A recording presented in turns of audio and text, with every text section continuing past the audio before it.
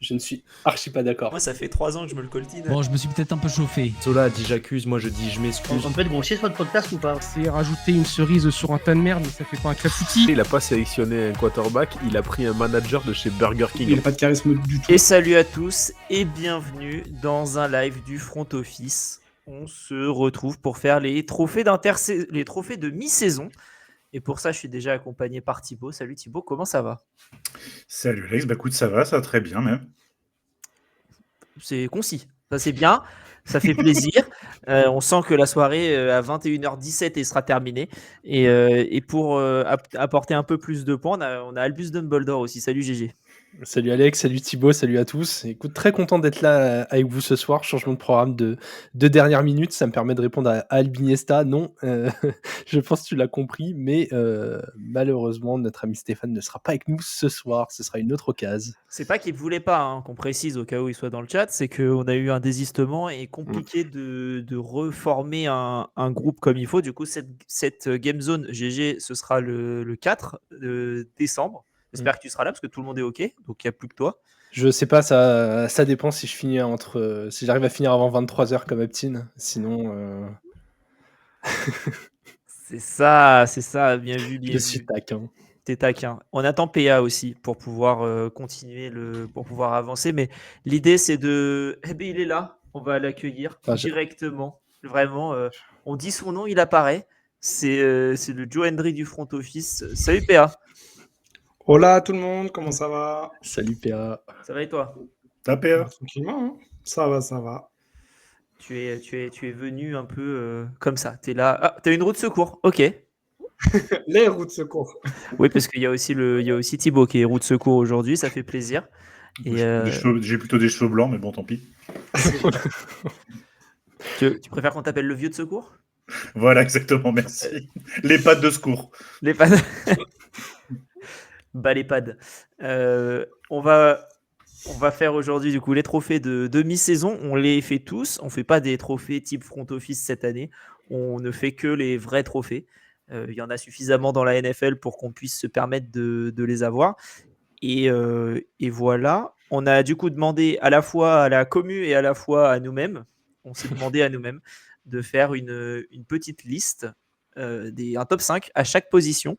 Et pour le poste de MVP, tous les votes sont considérés équitablement. Et pour le reste, c'est nos votes comptent pour un et toute la commu, c'est un seul d'un coup.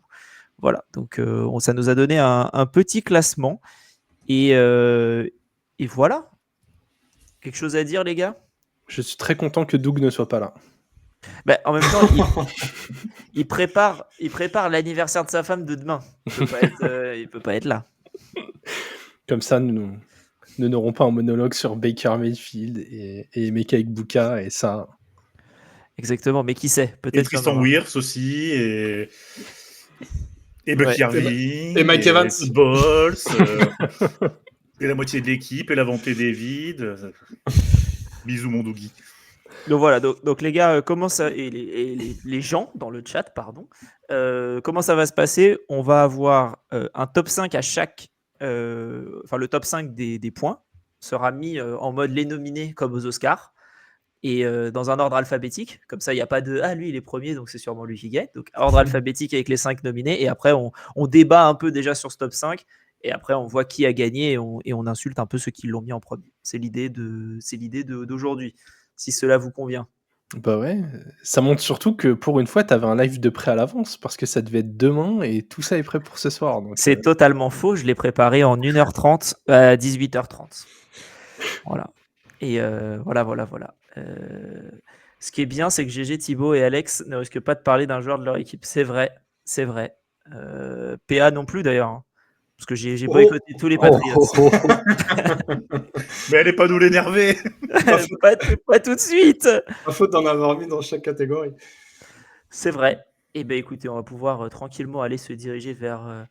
hop, on change les couleurs et on est un peu plus en mode trophée. Donc voilà pour ces petits trophées de mi-saison. Comment le scoring a eu lieu?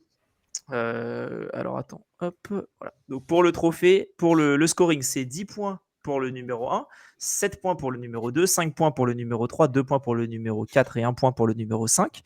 Et à la fin, ça fait une petite somme et le premier récupère la couronne. Si vous avez déjà regardé l'Eurovision, ce sera très facile à suivre. Exactement. Et 10 points go to Je- Iceland. J'avais oublié le super costume de Jamar Chase. C'est vrai. On dirait qu'il l'a trempé dans l'eau, il a pas eu le temps de sécher et ouais, c'est bon, ça passe. Ça se verra pas à la photographie. Je pense que Pour c'est ceux ce qui ont qui la rêve, c'est Al de Malcolm, il y allait dans le jacuzzi. Ah oui, incroyable.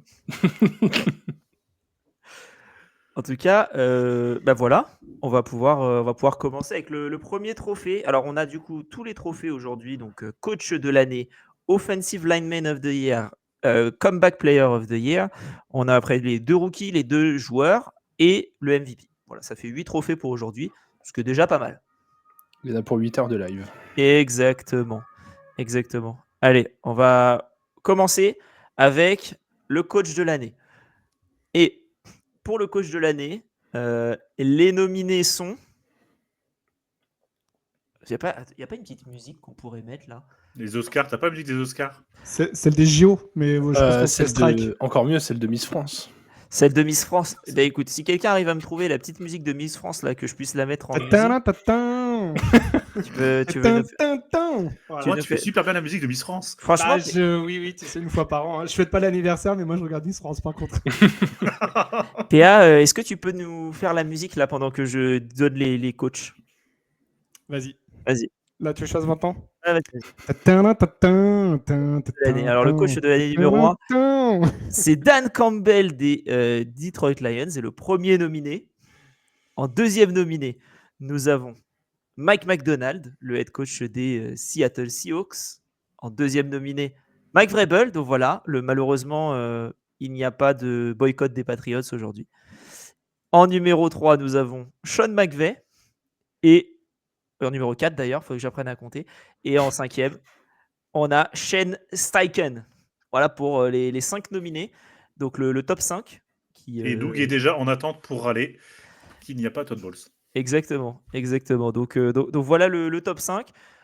Comme ça, là, on peut débattre entre nous. De toute manière, j'ai déjà l'enveloppe et je ne ferai pas une Steve Harvey puisque je les ai tous notés, donc je ne pourrai pas me tromper lors de la révélation. Qu'est-ce qu'on pense un peu de ce top 5? Est-ce que déjà, avant de parler des 5, est-ce que vous en envoyez un qui manque à l'appel, selon vous? Alors, lui, c'est bon. Moi, il y en lui, a un que non. j'avais pas dans mon classement. Donc, Moi, j'en ai un qui manque à l'appel, ouais. Est-ce que c'est un qui manque à l'appel, c'est le 5e et c'est pas grave, ou est-ce que c'est votre premier, par exemple, qui manque à l'appel? Non, c'était mon 3e, quand même. Ok. Non, Merci, merci non. Grixi. Merci Grixi, qui a cité le nom du manquant, selon moi. Alors, GG, comme l'émission sera rediffusée en podcast, je veux bien que tu dises de qui il parle. Il parle bien évidemment de Shanahan, le coach des Niners, et l'argument qu'il donne dans le chat est très très bon. Il fait des miracles alors qu'il lui manque la moitié de son effectif quand même. C'est vrai. Et dans le chat, ils disent qu'il y a un problème puisqu'il faut une main innocente pour l'enveloppe et qu'il n'y en a pas à l'écran. Bien vu, très moche. d'enveloppe ou de main innocente? Je crois les deux. Hein. C'est le problème. Est-ce que vous avez un Moi, favori là sur Il m'en sur manque ce... 2, moi. Il y en a un, ça m'embête C'est- vraiment. Ah, bah dis-nous qui te manque alors. Moi, il manque Todd Bowles, sans rire, et il manque Sean Payton. Moi, il me manquait Sean Payton aussi dans mon classement. En fait, il m'en manque 2 aussi. Je reprends le classement que je t'ai envoyé. Moi, il me manque Jim Harbaugh et Sean Payton aussi. Ok. Il m'en manquait 2 aussi, mais le deuxième était mon 5e et c'est très discutable. Donc, Enfin, voilà, en Vas-y, tout cas, dis- pour ce top. C'est qui le deuxième GG par curiosité? j'avais Cohen en 5. Ah ouais, Liam, le coach des Jaguars. Ouais. Donc voilà, donc Dan Campbell, Mike Macdonald, Mike Vrabel, Sean McVay, Shane Steichen, ça nous dit Bowles et Payton, vous les mettez à la place de qui? Oui, bah justement, c'est le principe d'un McDonald et vote. Vrabel. Ouais, par exemple, c'est là où je suis pas d'accord sur McDonald, par exemple, qui je trouve est très sous-coté, mais c'est que mon avis. Qui on pense sur ce coach là, comme ça? Si vous deviez faire une prédiction sur qui va gagner le coach of the year parmi ces 5, La question c'est qui va le gagner ou qui devrait le gagner? qui va le gagner là tout de suite Moi, les deux. dans Bah 2 alors, minutes. Steichen. Qui va le gagner? Steichen. Qui devrait le gagner? Pas Steichen. Je pense Qui que va le gagner McDonald, qui devrait le gagner McVay. Je suis d'accord avec Thibaut sur qui devrait le gagner. Donc, pour toi, Thibaut, qui va le gagner là dans 10 secondes? C'est McDonald. Ouais, Ok. moi je pense. Moi, je sais, donc je vais pas me projeter. Je vais pas dire qui c'est. Je vais faire, oh, bah, je dirais bien que c'est lui. Et si on jouait à Among Us, je trouve que pour cette saison, Dan Campbell a une petite tête Oh, d'imposteur. il est clairement imposteur. Hein. Ah, au Cla- contraire. Alors, je l'ai pas mis premier, mais justement, moi, je l'ai mis dans mon classement parce que on doutait beaucoup de la saison des Lions avec le départ des deux cordeaux, et il se trouve qu'ils sont quand même excellents malgré le changement de cordeau. Et c'est là où je me dis, Vrabel, il tient quand même bien son groupe et bien aussi les coachs. Et c'est là où, pour moi, en fait, je pense qu'il prend encore plus de valeur aux yeux des votants. Bah après, Campbell, oui, il perd son cordeau offensif qui était génial, mais il perd le défensif qui était nul à chier. Donc dans la balance, Oui, tu mais vois, tu ça sais s'équilibre un tu peu. sais ce que tu perds, c'est parce que tu gagnes. Il Ouais, mais aurait ça pu pouvait avoir pas un être mec pire encore que ce plus qu'ils nul. avaient. Écoute, Oh, franchement, écoute les fans des Lions. Ah, mais regarde les Bengals. Après, est-ce que là, vraiment, tu veux me lancer sur l'arbre Zach Taylor? Parce que le live va être long. C'est Non, un non, on va bonsaï passer. sans branche, hein, GG. Hein. C'est un bonsaï séché, bien pourri. Eh bien, messieurs, on va dévoiler le coach de l'année. Et le coach de l'année, selon nous, à la mi-saison,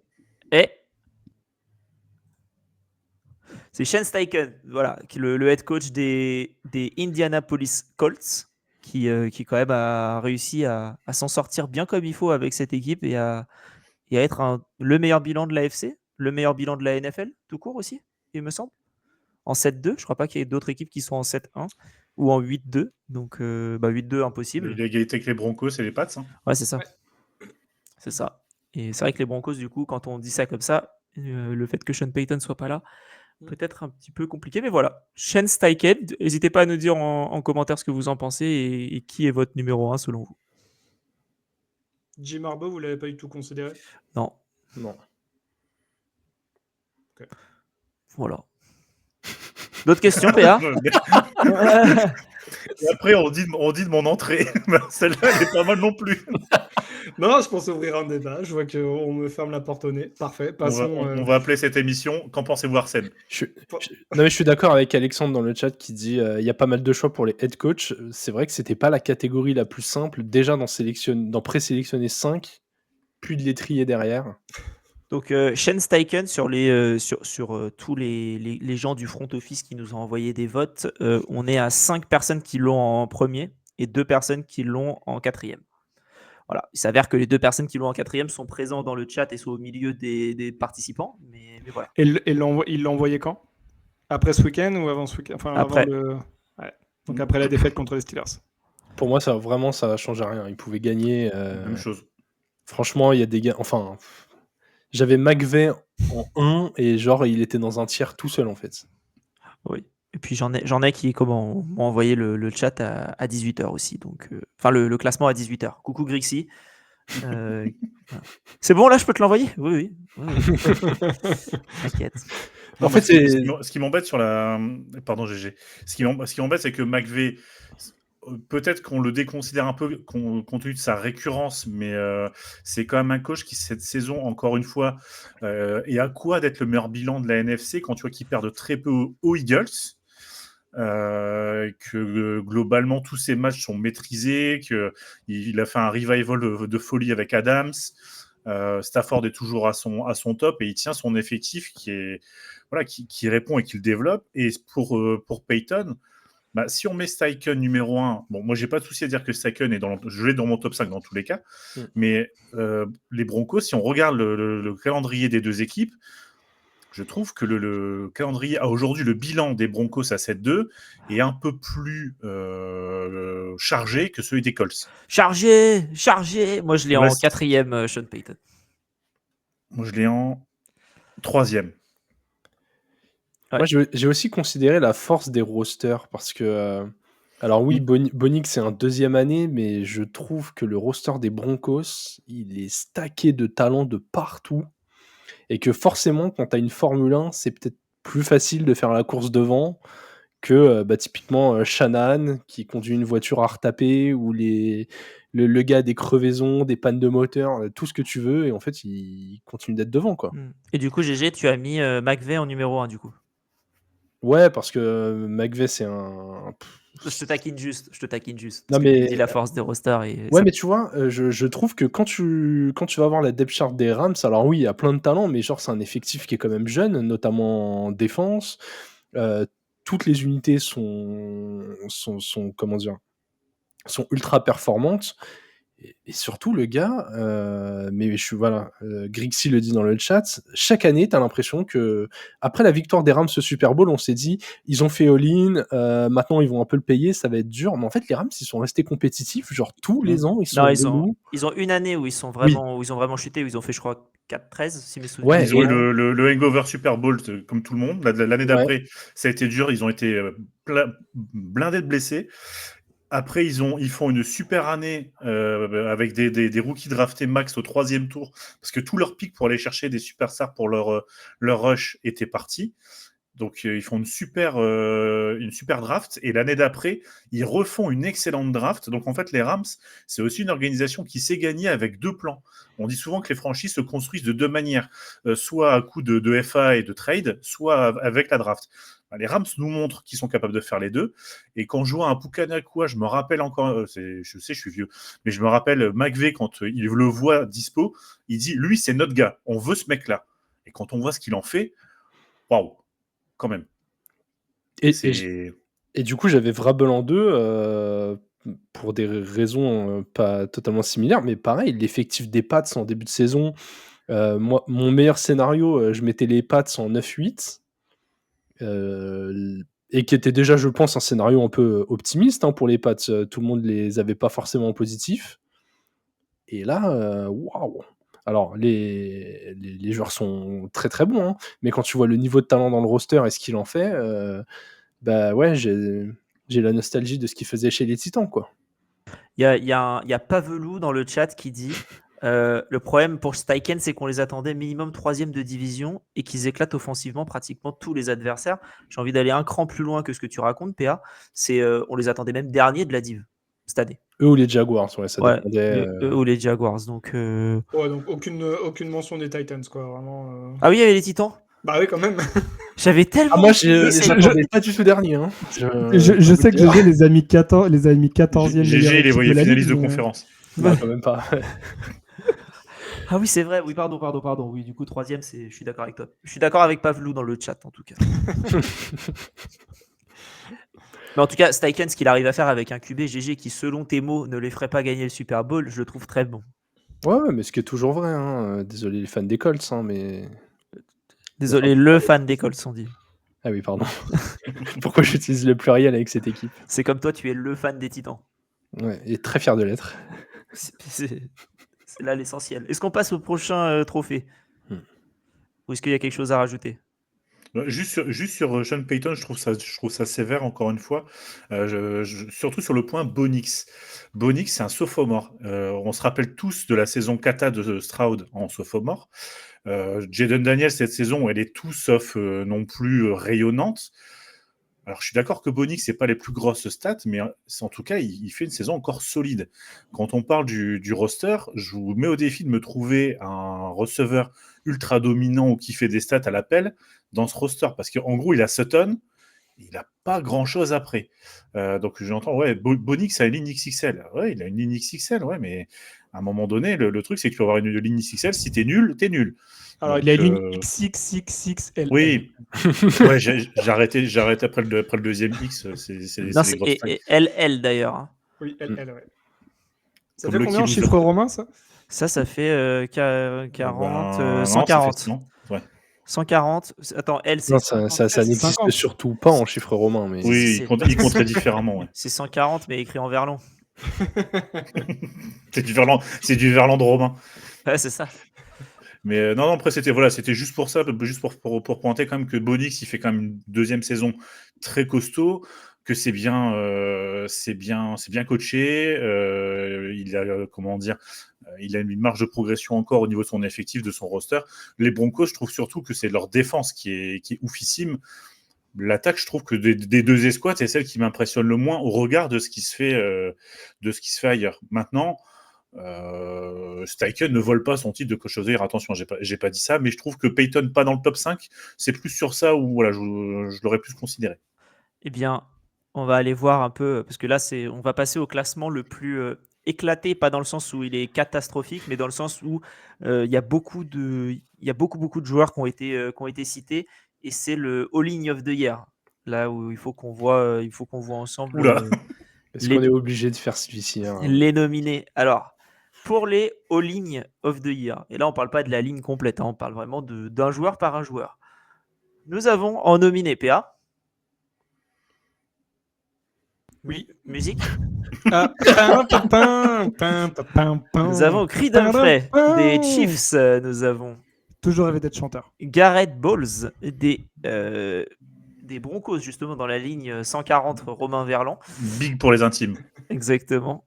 Penei Sewell des Lions. Quentin Nelson des Colts. Et Tristan Wirfs des Buccaneers. Voilà. Voilà pour ce top 5. Dans le chat, commencez à réagir si vous en avez envie. Et PA, je te sens. J'en ai 4 sur 5. J'en ai 3 sur 5 perso. Alors, j'en ai. Toi, GG, t'en as un. C'est pas compliqué. Ouais, j'en ai un, oui, et je vois où il est. Ouais. Par contre, je vois encore clairement l'imposteur. Hein. Il est tout à droite. Il est tout à droite. Je suis assez d'accord. On est d'accord. Hein. Allô, Doug, je te les passe. Vas-y, je te les passe.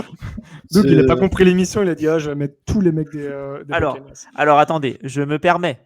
Puisque droit de réponse officiel, Doug n'a pas Tristan Wirfs dans son top 10, dans son top 5. Voilà, Pas donc précisons. OMG, t'es en train de dire que c'est la commu qui fait n'importe quoi? Je ne dis pas ça. Il est en train de dire qu'Alex a mis Tristan Wirfs premier. Je ne dévoilerai pas tout. Voilà. J'assume d'avoir un 5 sur 5. J'avais les 4 premiers, j'avais pas Tristan Wirfs et j'ai préféré prendre Andrew Thomas des Giants. Ouais. Qui, je trouve, fait une excellente saison. On en parle assez peu, malheureusement, parce que c'est les Giants, parce qu'il y a eu Skatebu et Jackson Dart qui ont pris toute la lumière. Mais on a vu, quand il était absent, et surtout depuis son retour, où la O-line est un peu plus stabilisée, en tout cas sur le côté gauche. Et c'est moi ce que j'attends d'un super tackle. Wirfs, de la même manière, fait la même chose, mais j'ai voulu mettre plus en avant Thomas, qui est dans une équipe un peu plus... difficile, on va dire, sur ces positions-là.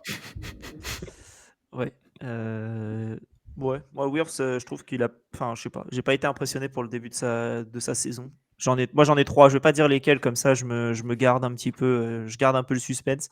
J'en ai 3. Classement me choque pas particulièrement sur tout ce qui n'est pas Wirfs. J'ai un mea culpa à faire, quand même, Alex. Oui, dis-moi. Parce que Alexandre dans le chat, mais moi c'était Trent Williams, mais je vais me faire clash ici encore. Je reconnais, et pourtant je l'ai bien clashé la dernière fois qu'on en a parlé, qui fait une très belle saison et qui contribue très très fortement à ce que les Niners arrivent à avancer. J'aime bien que tu défendes Alex poliment. Ça m'arrive de temps en temps. je ne fais pas qu'insulter mes camarades. Moi, sur Tristan Wirfs, je voudrais juste te donner, là, comme ça, quelques stats. C'est 0 sac. Après, quand il est... Après, 10 pressions. Moi, j'ai accumulé... Il n'a pas loupé 4 matchs. Moi, mon QB, il a pris aucun sac à cause de moi. Non, mais 313 snaps offensifs faits, 200 de passes, 12 en gros, 10 pressions, 2 hits. Vous voulez quoi d'un left tackle qui joue? Ouais, non, mais qui joue, mais en l'occurrence, quand il joue, il est là sur cette saison, il est bon. Ah, mais moi, c'est uniquement le manque de... Comment dire? Manque de match. Ouais, non, mais après, ça s'entend. Pour le coup, ça s'entend complètement. Parce que je parle de... Moi, après, même quand je vais expliquer ça, je suis même pas d'accord forcément avec moi-même, mais pour ces trophées de mi-saison, je me suis pas dit qui va le gagner à la fin de l'année. Je me dis, là, je m'arrête la saison maintenant, qui les gagne, tu vois. Et pas par rapport à ça, si on continue comme ça, qui pourrait gagner? Du coup, c'est pour ça que Tristan Wirfs, pour moi, ne fait pas partie de ce classement. Depuis tout à l'heure, je me pose une seule question, c'est est-ce que derrière une O-line composée de ces 5 gars, je suis capable de faire 2 yards en NFL? Et cette question me taraude énormément. C'est vrai qu'on a une vraie O-line, là. J'aurais pu les mettre en format O-line, d'ailleurs, là. Ouais. Non, il te manque un guard. T'as Ouais. deux left Ball- tackle, il te manque un Ah guard. oui, Balls, pardon, il est ouais. tackle. Balls et tackle, ouais, pardon. Mes excuses. Après, Mes Bon, excuses. après, sur un snap, on peut mettre Balls à l'intérieur et puis ça fait le taf. Hein. Ouais. On a bien pu voir comment il s'appelle. Le centre favori de Doug. Cody Barton? Oui, Barton. Cody Barton. C'est pas Cody? Si. Si? Ok. Barton, en tout cas, qui était en left tackle alors que c'est un centre, c'était un peu n'importe quoi. Graham Barton, merci. Graham, ouais. Il n'y avait pas un Titan qui s'appelait Cody Barton. Je sais pas pourquoi ce nom m'évoque un truc. Ouais, Titan si, ou il y a- linebacker. C'était pas linebacker. Ou un linebacker. Putain, il avait joué au Titan en plus. Mais il y est pas en ce moment. Il y est toujours. Voilà. Ah ouais. Linebacker Ah, mais- numéro 50. Après, nous, les linebackers, on les voit pas beaucoup en ce moment. Pourtant, la défense est sur le terrain. Oui, mais justement, ils laissent passer les autres. Donc, Ah oui. c'est un peu compliqué. Bon, petite prédiction, messieurs, sur qui va gagner le trophée. Humphrey. GG. Je dirais Sewell, moi. Moi, je vais dire qui va le gagner. Ouais, Nelson, en vrai. Les gens, ils vont dire si Taylor, il fait cette saison-là. Mais c'est tu parce qu'il y a sais que Quentin Nelson, en plus, il fait pas une super saison hein, cette année. Non, mais tu vas voir qu'il va être 1. C'est pas mon 1, mais de toute façon, j'en ai qu'un et c'était mon 1. Déjà, dans le sens où il a déjà fait une meilleure saison. Ça reste une super saison, mais il a Oui, déjà en fait fait, c'est ça. C'est même quand il est pas dans sa meilleure saison, il est quand même top 1% des joueurs de ligne offensive de la ligue, mais Donc on a, pardon, excuse-moi, du coup on a Humphrey pour Thibaut, Nelson pour GG et Sewell pour Sewell. PA, Ouais. qui a vu juste, puisque c'est C'est Penei moi. Sewell qui est le All-in of the Year pour le moment, du côté de chez nous. Je l'avais même pas mis en 1 dans mon classement. Non, on a Doug et GG qui l'avaient mis en 1. Voilà, pour un peu l'information de qui l'a mis en 1 chez nous, en tout cas. moi j'adore. Je vois Jahmyr Gibbs qui vient se cacher derrière lui, qui attend que Sewell pousse tout le monde, et puis hop, après il se décale dès qu'il y a une petite ouverture. Franchement. Et je suis d'accord avec Treymosh dans le chat qui dit la qualité de la O-line de Denver, c'est le collectif. La qualité, ouais, c'est le collectif. Il n'y a pas d'individualité qui dépasse. C'est un peu le même phénomène qu'il y a eu aux Eagles l'année dernière. C'est dur d'en trouver un qui domine vraiment les autres. Bah, moi perso, j'avais pas mis Balls dans mon classement, j'avais mis Miners. Ouais, j'hésitais entre les deux. Et ça aurait pas changé grand chose. Il est là, il est 4e de notre classement. C'est Nelson et Humphrey sont 2e, ex aequo. Et Balls est 4e. We have 5e. Voilà. Balls, il est donc pareil pour reprendre un peu la même logique d'expliquer. Alors là, aucun souci sur le nombre de snaps. Il a joué 604 snaps offensifs, 380 en passe, pas de sac, 4 hits et 7 pressions. Ok. Attends, parce que là, Donc, on va. j'ai envie de dire. Non, mais encore une fois. Alex, il a vu le message de Gritty, il a déconné. Qu'est-ce qu'on raconte là?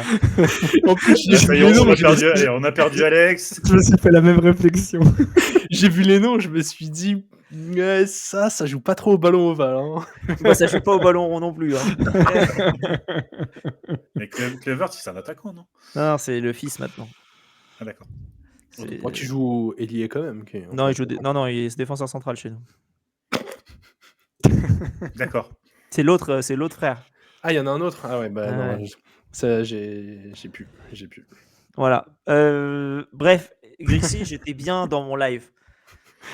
Pas besoin de venir comme ça. Déjà, tu me rappelles qu'il y a un match. Ensuite, tu me dis que Abner et Kluivert vont jouer. Ça m'a cassé mon mental. Là, tu me dis il y a Maitland-Niles, ça fait beaucoup là. Ça fait beaucoup. Mais revenons au American Football et on va passer au prochain trophée. C'est le Comeback Player of the Year. PA, musique. Et pour le premier. Il y a des gros moyens quand même au front office. Et le premier joueur, c'est Aidan Hutchinson des Lions. Le deuxième joueur, on a Christian McCaffrey des 49ers. Dak Prescott des Cowboys. Daniel Jones des Colts. Et Stephon Diggs des Patriots. Voilà, donc Comeback Player of the Year qui a il y a deux objectifs. C'est soit tu es claqué au sol et tu reviens bien, soit tu as été blessé et tu reviens bien aussi. Ce que j'allais dire, il n'y a pas eu assez de morts l'année dernière parce qu'il y a beaucoup de mecs qui ont joué mais qui étaient juste médiocres. Non, après, à part Daniel Jones, pour le coup, les 4 autres ont été blessés. Oui, mais Euh, pas, je veux dire pas toute la saison. Des fois, t'as un comeback en mode le gars a raté tout le temps. Et... Ouais. Bon, après, là, Jones, ouais. c'était peut-être une fracture mentale à New York. C'est vrai, c'est vrai. Les fractures du mental, les fameuses blessures qu'on peut voir. Euh, Bon, moi, je vous avoue, mon top 5 est là. Donc, je vais pas en parler plus. Euh, T'es Bah, capable PA, d'expliquer Stephon Diggs, en fait? Non? bah, mais Stéphane, il s'est fait les croiser l'année dernière au Texan. Il a changé la face de l'attaque aérienne des Patriots. Ouais. Et il fait quoi, en fait? Ah bah, c'est le meilleur receveur de Drake May. Bah ouais, soupape de sécurité. Il a fait un match contre les Bills qui était normalement contender pour aller au Super Bowl. Il fait 150 yards. Enfin, quand même, quoi. C'est Il pas, est, il est- c'est pas un mec guess qui fait 5 réceptions pour 30 yards par match, quoi. Enfin, Non, non, il est totalement sous le radar, Stéphane Dix, pour le coup. Mais je vais aller regarder un peu les stats qu'il a depuis le début de la saison. Mais c'est 45 réceptions, 508 yards, 2 touchdowns. Voilà. Pour un mec qui s'est fait croiser en saison dernière et qui revient, il est sur un rythme. GG, ton rythme préféré pour un receveur, c'est Milliards, bien évidemment, la Voilà. barre à atteindre. Bah, il y est. Il y est. Voilà. Dans les autres qui n'ont pas été mentionnés, Doug et Alexandre avaient Ricky Pearsall, notamment. 50 cents. Alexandre qui dit, mais il a pris une balle de 9 mm. C'est vrai. Ah, parce qu'un 22 long riff, ça compte pas. Alors après, le principe du comeback player of the year, c'est quand même qu'il y a un comeback. Ouais, ok. Or Pearsall, je suis désolé, il a pas beaucoup joué cette année, quoi. Moi, je veux bien, hein, le mec. Ouais, c'est pas le blessé de l'année. Hein. Ouais, c'est... Tu vois, Et puis- 50, quand il a pris 10 balles dans le corps, derrière, il a rechanté. Là, on attend que Pearsall, Il a même fait un film. Non, mais attends, Pearsall, surtout, il est revenu l'année dernière de cette blessure-là. Après, il s'est répété d'autres choses et depuis, il n'est pas dans une attaque en plus où il y a la place, hein, puisque c'est Kendrick Bourne aujourd'hui qui est le meilleur receveur de cette équipe. Il aurait pu prendre un peu plus. Ça aurait pu être Ayuk, mais c'est pareil, on l'a toujours pas revu sur le terrain. 327 yards sur 20 réceptions. Pearsall, pas de TD. Ouais, bah ouais. C'est bien ce qui me semblait. Du coup, ça mérite pas pour moi une nomination. Bon, qu'est-ce que vous avez autre chose, vous, à dire sur cette liste? Bah, CMC, c'est un an sur deux. De toute façon, qu'il est comeback player of the year. Donc ça, c'est cool. C'est le FC Metz du Comeback Player of the Year. il fait l'ascenseur. Il fait l'ascenseur. C'est ça. Une saison MVP, une saison comeback, c'est bien, ça alterne, c'est régulier. Non, après... Alors, bah, c'est très bien que tu en parles. Javonte Williams, Alexandre était dans... Alors, pour ceux qui vont écouter en podcast, ils vont penser que je parle tout seul. Mais dans le chat, Alexandre dit, c'est étonnant que vous ne parliez pas de Javonte Williams. C'est vrai, pour le coup, il revient bien. Alors lui, à la fois, il coche les deux cases. À la fois, il était blessé et à la fois, il était nul. Ça, c'est fort. Et là, il est bon. Il pourrait avoir les 2 trophées. Exactement. Deux fois le même trophée. Est-ce qu'il y a un joueur comme ça qui est manquant selon vous dans cette liste? Choquant, hein, on va dire. Non, moi j'avais oublié CMC dans ma liste, j'avoue. Et maintenant que je vois son nom, c'est vrai que ça me semble assez évident. Alors, PA, tu seras surpris de savoir que CMC est 4e de ta liste. Ah oui, ça, tu me l'as rajouté, tant pour moi. Tu me l'as rajouté, genre. Alex, J'en avais mis 3, je lui ai dit vas-y, fais-toi plaisir, tu m'en mets 2 parce que j'ai aucune idée, quoi. Et du coup, ouais, CMC, c'est vrai que. c'est pour éviter les Nico Collins. Chapeau 2, Alex remplit des trous. On est là. On est là. Hein. Alors, petite prédiction de qui va le gagner. Hutchinson, moi. Moi, Hutchinson. Ouais, mais 1 et 2, les deux m'iraient. Et ça va être un des deux. Allez, Hutchinson aussi. Et c'est qui ton deuxième? Prescott. Pour moi, c'est l'un ou l'autre. Eh ben non, c'est Daniel Jones. Daniel.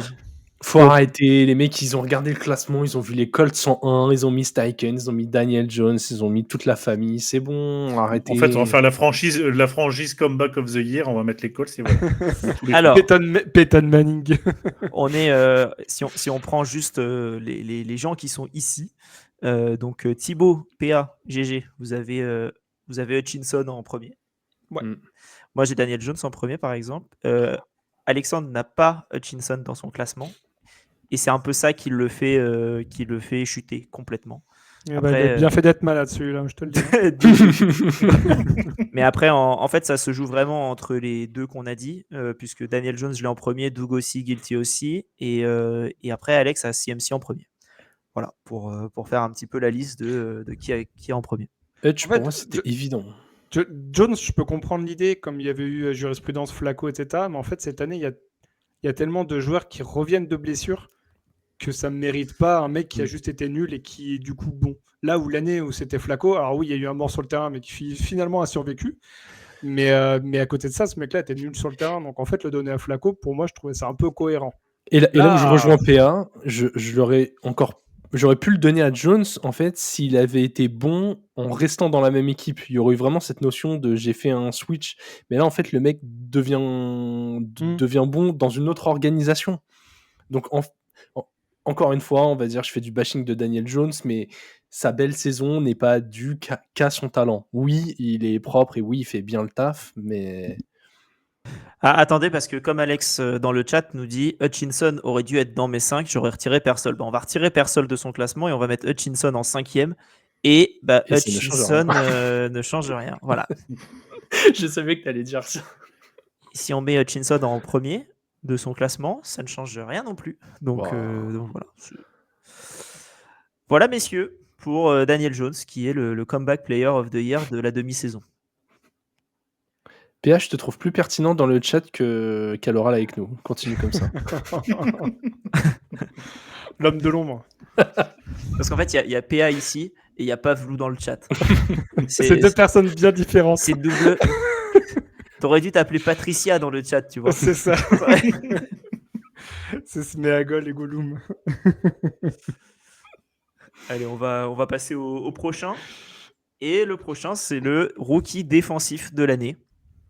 Et pour le rookie défensif de l'année, les nominés sont PA.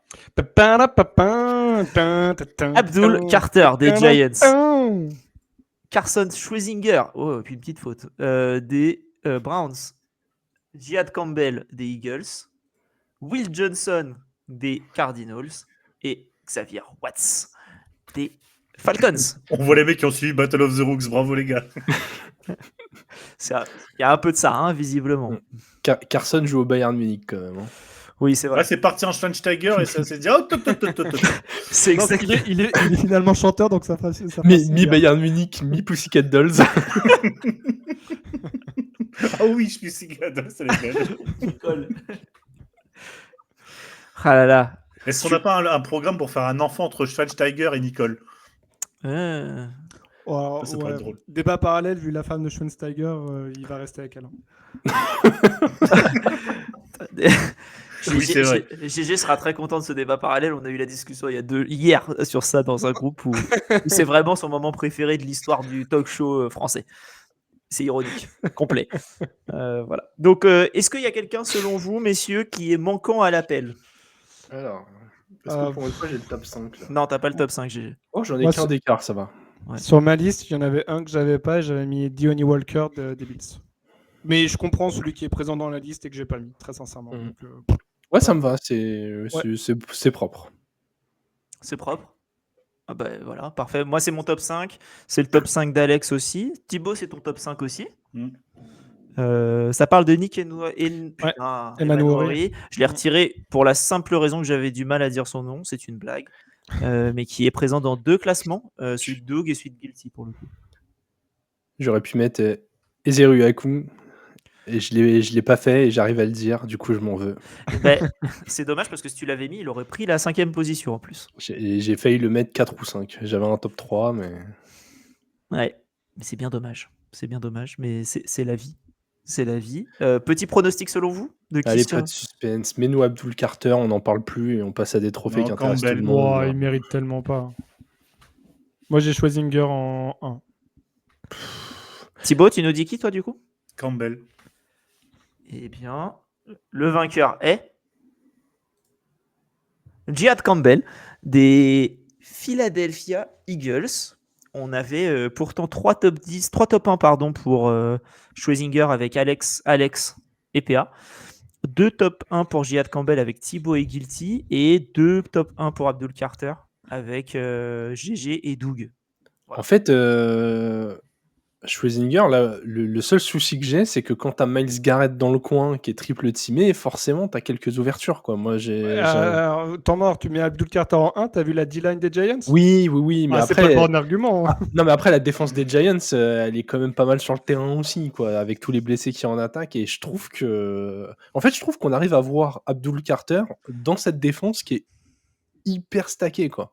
Oh, ouais. Je trouve qu'il y a beaucoup de talent dans leur front seven et plus les matchs passent, plus je le trouve impressionnant. Ouais, en tout cas, la raison pour laquelle Campbell a gagné et pas Schlesinger, c'est parce que Doug ne l'a pas dans son top 5. Ok. Voilà. Et je voudrais juste répondre à Grixi dans le chat à propos de Johnson où il dit il manque une inter ou un fumble. On a eu un peu cette discussion avec Alex dans le Battle of the Rooks en se disant mais est-ce que la plus grande qualité d'un cornerback, c'est de ne pas être ciblé, donc justement de ne pas produire parce qu'on ne le vise pas intentionnellement. J'ai regardé le dernier match des Cardinals justement. Quand même l'impression qu'on l'évite le garçon, donc pour qu'il produise il faut le viser, et pour le viser il faut se dire ça va être un target normal entre guillemets. C'est pas le cas, donc encore une fois l'argument s'entend, mais c'est dur de le placer parce que si le gars on ne le vise pas parce qu'on se dit non mais lui il va nous les casser sur ce jeu, on va aller jouer ailleurs, il peut pas produire. Jurisprudence pas de certain. Exactement. C'est le principe du lockdown à la comment dire, j'avais son nom. Des Jets. Sauce Gardner ? Non, On parle d'un bon corner. Non, mais je voulais savoir si c'était ça. Darrell Revis. Oui, Revis Island, ça y est, voilà, j'avais Island, mais chercher l'île. Ouais, Darrell Revis. Voilà, c'est ce genre de corner, en fait, on le cible pas, et du coup, il se dégage une zone dans le terrain où il n'aura pas de stats, mais personne ne le vise. En fait, est-ce que c'est pas un peu ce qu'on demande ? Est-ce qu'il simplifie pas la tâche de sa défense ? Moi, c'est juste ça, je le considère pour ça. Il y a des receveurs qui sont pareils, ils sont tellement nuls que tu les vises pas non plus. Il n'y a pas besoin, ils sont déjà boulés. Voilà, en tout cas, à plus de 2 mètres, ça compte pas dans les stats. T'es pas visé à plus de 2 mètres. Ouais. En tout cas, voilà, Jihad Campbell, rookie défensif de l'année selon nous, à ce moment de la saison, c'est-à-dire après la semaine 9 et avant la semaine 10. Avant de passer au rookie offensif de l'année, je vous rappelle, vous pouvez vous abonner à notre chaîne Twitch et à notre chaîne YouTube. Et si vous avez un abonnement Prime, vous pouvez aussi vous mettre un petit sub. Ça nous fait plaisir et ça nous aide beaucoup à nous développer et à prendre un peu plus de temps et à essayer de prendre plus de temps pour faire des concepts, plus de Game Zone, plus de Battle of the Row, plus de missions qu'on fait tout le temps. Donc voilà, si vous avez un peu de temps pour connecter votre Prime ou que vous avez 5-6 € comme ça qui traînent, ça nous fait plaisir et ça nous aide beaucoup. Donc voilà, on remercie tous ceux qui sont sub aussi. Mais voilà, juste vous abonner, c'est gratuit et ça nous aide. Voilà. Et si vous avez besoin, il y a un tuto de Doug qui traîne quelque part aussi pour pouvoir faire ça. Allez, on va passer au rookie offensif de l'année. Et les nominés sont Emeka Egbuka, receveur des Buccaneers. On a ensuite Jackson Dart, quarterback des Giants. Quinton Judkins, running back des Browns. Tetairoa McMillan, le receveur des Panthers. Et Tyler Warren, le tight end des Colts. Bon. Là, alors je vais vous dire, c'est un de ceux qui a été, c'est un des trophées où il y a eu le moins de joueurs cités. J'en ai eu que 8 en tout. De tout le monde qui m'a envoyé des joueurs, il n'y en a que 8. Et encore réellement, il n'y en a que 7. Parce qu'il y en a un qui a été cité qu'une fois. Donc ça, c'est vraiment le classement qui n'a quasiment pas bougé, en tout cas le top 5. On peut avoir le nom de celui qui a été cité qu'une fois ? Demande à PA. Bâtard. Peut-être que j'ai mis Torrey Horton dans le top 5. Voilà. Il n'y a pas du tout de surréaction par rapport au match qui avait eu lieu 2 jours avant. Hein. Non, parce qu'il a fait un très bon début de saison, je trouve. Il a eu un petit moment de creux, mais depuis, il revient bien. Donc, en vrai, pour un rookie pris assez tardivement, je trouve qu'il fait vraiment, vraiment le taf. Oui, dans une attaque qui tourne bien, et je pense que ça aide.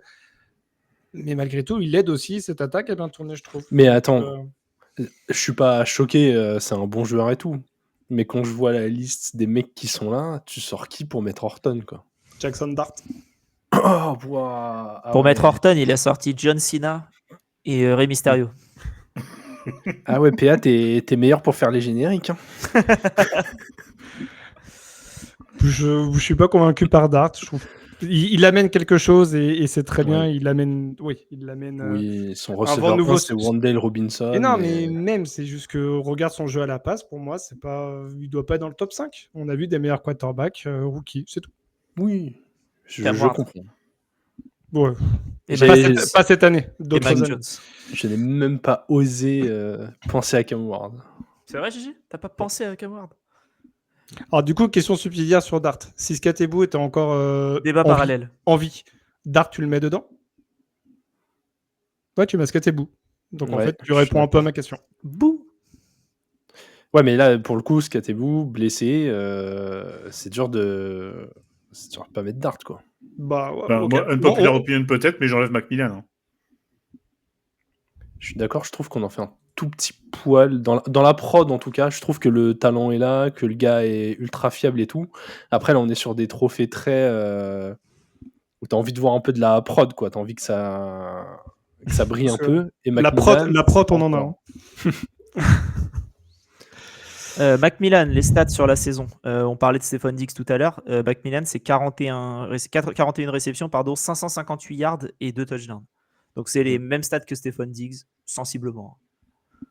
Voilà. Pour un rookie et pas tout à fait le même quarterback. Ouais, meilleur. Mais en fait, généralement, le rookie of the year, c'est généralement, on va pas se mentir, soit un quarterback, soit un running back. Et cette année, les running backs, ils déçoivent quand même beaucoup, hormis Judkins. Donc après, c'est pas évident de trouver un joueur, tu vois, qui arrive à tellement performer que tu le mets dans le top 5. Bah, avec Bouka. Hein. En tout cas, pour moi, il y a un clair numéro 1 aussi. Bah, en tout cas, il n'y a pas eu un... comment dire? Il n'y a pas eu un vrai...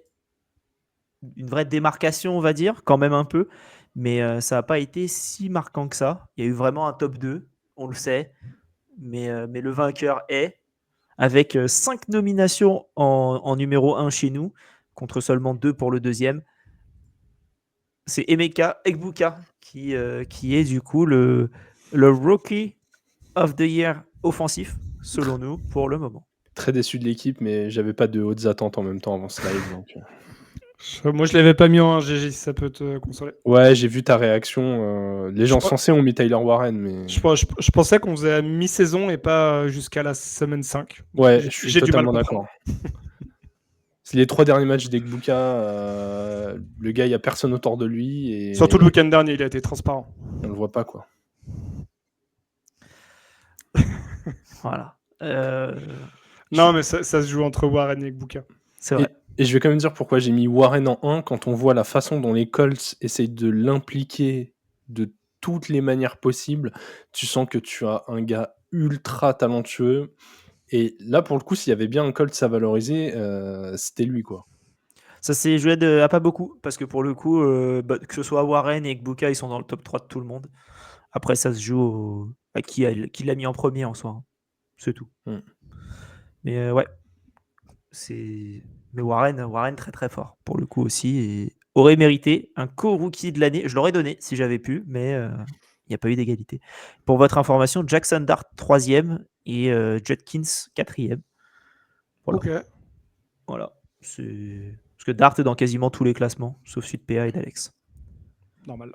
Et Gadsden était 6e pour le coup. Et du coup, Genty, il est 7 ? Genty est 7.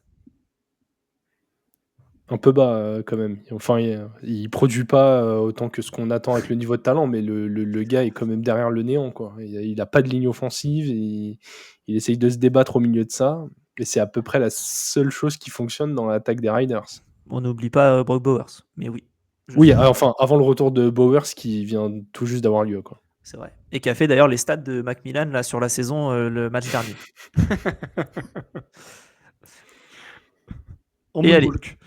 Et maintenant, on va passer aux deux côtés du terrain Rookie of the Year, et c'est Travis Hunter. Voilà.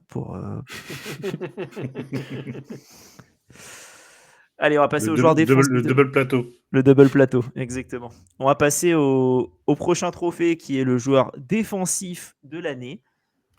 Les nommés sont PA, musique. Tant pour moi.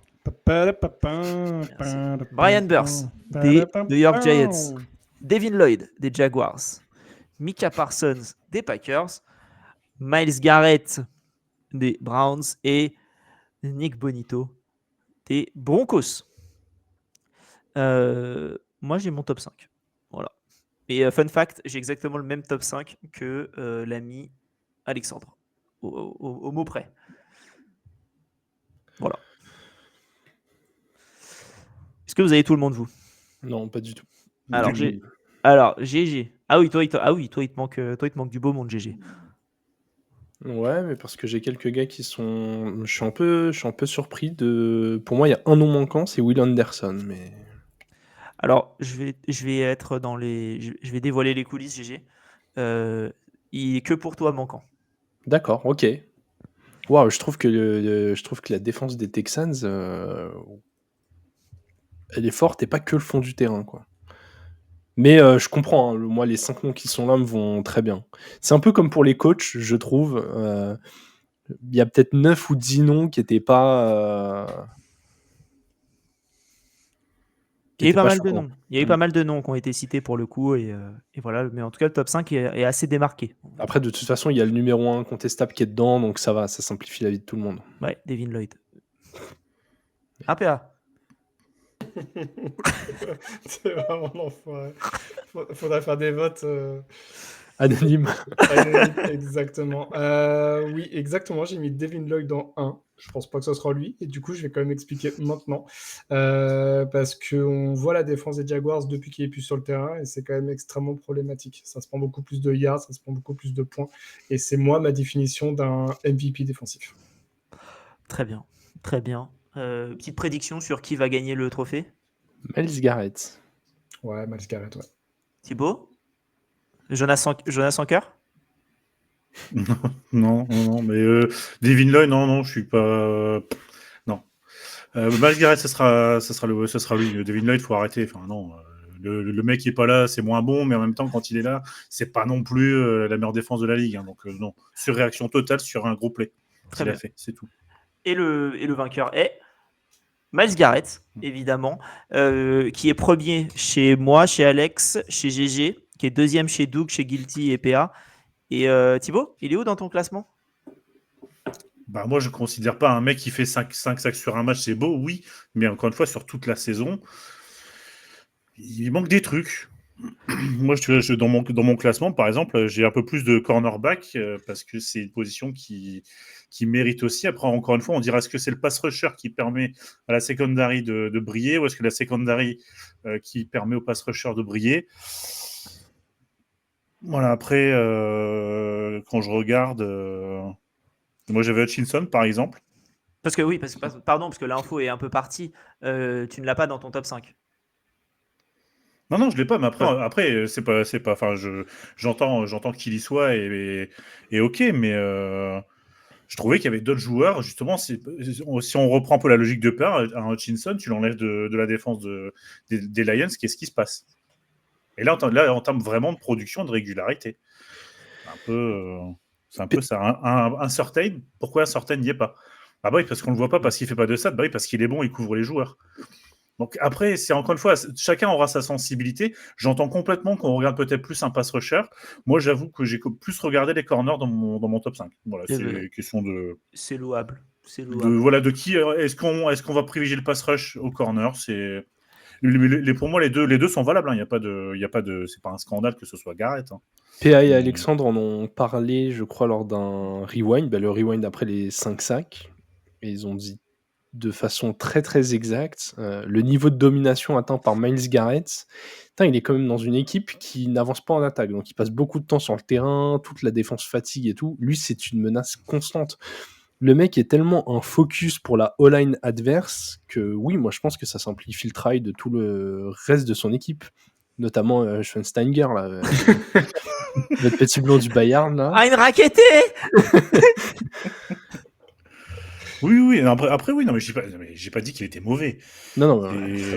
C'est juste que je considère que sur la défense des Browns, il y a d'autres très bons joueurs aussi. Lui est le leader. Bon, attention, moi, je dis pas qu'il n'y a pas d'impact, pas du tout.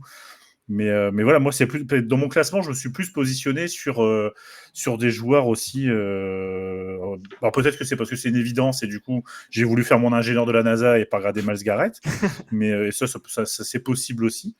Mais voilà, GG, tu parlais de la défense des Texans. Bah, moi, un Stingley, par exemple, j'aime beaucoup ce qu'il fait cette saison. Un Bonito, c'est pareil. Enfin, c'est encore une fois, je pense qu'on a chacun nos critères sur ça. Ouais. Après, encore une fois, ça me choque pas. Hein, mais Bonito, je pense qu'il souffre exactement du même problème que sur toutes les autres escouades, c'est qu'il y a tellement de talent que oui, on le voit, mais ouah, franchement, toute la défense des Broncos, elle fait mal au crâne, comme la O-line, et du coup, t'as du mal à sortir vraiment un gars au-dessus des autres, et du coup, c'est dur de donner le depoy à un mec qui est à peine au-dessus du reste de ses coéquipiers. Ouais, on fait un bisou à Loïc, Loxy, qui nous avait fait le bilan d'intersaison avec nous sur les Browns, et qui dit je saigne, je souffre, et qui m'a envoyé un message en me disant est-ce que je peux venir pour défendre Myles Garrett. Ce que j'entends, c'est pas normal, je suis pas loin de l'AVC. Voilà. Donc si quelqu'un a des infos sur Loïc, juste ne le laissez pas seul. Ne le laissez pas seul. Thibaut est un énergumène tout seul. Donc on le garde ici, Loïc, le reste du monde est safe. Je suis vieux gâteux, je sais, je suis vieux gâteux. Voilà. Donc voilà. Myles Garrett, en tout cas, reste le Defensive Player of the Year, et on va pouvoir passer de l'autre côté du ballon. Et c'est parti pour le joueur offensif de l'année. Et les nommés sont Christian McCaffrey, Jamar Chase, James Cook, Jackson Smith-Njigba, et voilà. Est-ce que vous avez votre Jonathan Taylor?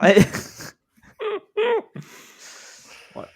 Est-ce que vous avez quelqu'un qui... Est-ce que vous avez votre top 5 déjà? Moi, je sais que j'ai pas le mien. Il y en a un qui est manquant, mais j'étais le seul à pas l'avoir mis. Donc, Premier top 5. Ça, moi, il m'en manque 2. Ou alors, ouais, bon. Il en manque... Ouais, 2 aussi. Il manque mes 4 et 5. Voilà. PA, ton 3e et le 4e de Thibaut, donc je te laisse en parler. Et attendez, avec GG, on va juste se préparer et rire. C'est parti. Alors, du coup, Thibaut l'a en 4e et moi en 3e, c'est Rico Dowdle, le running back des Panthers. Bah, en vrai, par rapport à James Cook, ça se vaut. Et si on veut mettre en avant le fait qu'un joueur est peut-être mieux, a une meilleure équipe autour de lui, et bah, du coup, je mettrai en avant celui qui arrive à surperformer dans une équipe un petit peu moins bonne. Et donc, du coup, Dowdle, depuis le début de saison, surtout depuis que de l'autre running back, j'ai un problème avec les noms, Hubbard, il s'est blessé, il a pris le lead, et là, il a clairement dit à Chuba, maintenant t'es gentil, t'es le running back 2. Et franchement, si la trade deadline a vu 2 dans 2-3 semaines, pas interdit qu'il aurait été tradé, quoi. Donc, je l'avais un peu collant en début de saison, et je suis pas peu fier, c'est peut-être aussi pour ça que je l'ai mis en avant, que je trouvais que c'était une super signature chez les Panthers. Mais franchement, non, grosse saison, et difficile de ne pas le mettre dans le top 5 par rapport à tout ce qu'il propose. Ouais, alors par contre, moi je veux bien qu'on mette, qu'on pense à Rico Dowdle. Par contre, de là à dire qu'on peut dégager James Cook. Ouais, hein, James Cook, c'est des stats qui sont pas similaires totalement parce que le nombre de touchdowns n'est pas le même, mais au niveau des portées et des yards, c'est sensiblement la même chose que Jonathan Taylor. Donc, Et surtout, Thibaut, je trouve ça fallacieux de dire Myles Garrett fait la moitié de ses stats sur un seul match, et Dowdle, il vient de faire 2 tiers de ses yards sur 2 semaines, 2 tiers de ses yards de toute la saison. PA, t'as tout... ont gagné combien de matchs depuis qu'il joue GG? Et on va dire que c'est grâce à Dowdle, que c'est pas une adversité parfois un peu douteuse, ou des matchs aussi où Bryce Young revient et où c'est pas Andy Dalton, par exemple. Ouais, GG, je te défendais, là j'ai du mal. Là. Mais non, mais regarde, non, mais genre, leur dernière grosse défaite contre les Bills, c'était pas Bryce Young. Non, mais il y a. Bryce Young est brillant, mais et je suis d'accord avec toi. Sur les gros matchs, t'en as un contre. Alors, il y a les Packers, oui, mais t'en as un contre les Cowboys et t'en as un contre les Dolphins. C'est là les 2 matchs où il fait 400 yards sur les 2 matchs en ayant 53 portées notamment. Sinon, rien à voir, Alex, est-ce que tu peux bannir le mec qui s'appelle Doug Elefo? Il est un peu border parfois. Doodle, je croyais que c'était des cahiers de meufs au collège. Je suis obligé de lire ce message. Rico Diddle, on va l'appeler. C'est son nouveau nom. Non, mais oui, en vrai, Doodle, pour moi, si Doodle il continue comme ça sur le reste de la saison, je pense que je pourrais le mettre dans la discussion du Offensive Player of the Year, mais de fin de saison. J'attends de voir que ça continue sur la durée, perso. En tout cas, je l'ai pas mis. Moi, le joueur que j'ai pas dans mon classement là, moi, c'est Puka Nacua, qui n'a pas été du tout dans aucun classement. J'ai été un peu surpris parce que ce qu'il fait, il a été blessé, c'est une semaine, il a eu une bye week, et puis en fait, le gars, c'est quand même. Il souffre de 3 choses, je pense. C'est avoir Adams à côté. Ouais, Adams à côté sur les derniers matchs, ça l'aide pas. Ouais. Adams à côté, d'avoir Stafford qui marche sur l'eau et Nacua, les petits bobos aussi. Ouais, c'est ça, il y a des petits bobos, je suis d'accord, mais tu vois, ouais, je sais pas. Là, il est revenu la semaine dernière, il refait 7 réceptions, 95 yards, un touchdown. T'enlèves qui? Ah bah, bonne question. Je suis d'accord avec Grixi, en fait, ce qui est trop dur, c'est... Moi, c'est Jamar que j'ai pas mis pour le coup. Tu sais que Jamar, du coup, pour faire ce classement, je suis allé voir stats en tout genre et tout. Putain, le mec, quand même, a perdu Joe Burrow très tôt dans la saison. Ouais. Ah, mais la production de Jamar Chase avec un quarterback de 49 ans, c'est assez incroyable. Alors la production, il est visé plus de 20 fois par match aussi, quoi. Ouais, mais justement, en fait, non, mais par contre, c'est un aimant à ballon, c'est un mec de confiance et je suis d'accord là-dessus. Mais faire des stats quand il visait plus de 20 fois, ça aide aussi. Je vais aller contre toi, PA, sur ça. Les stats, c'est pas des portées de running back. Les targets, pardon.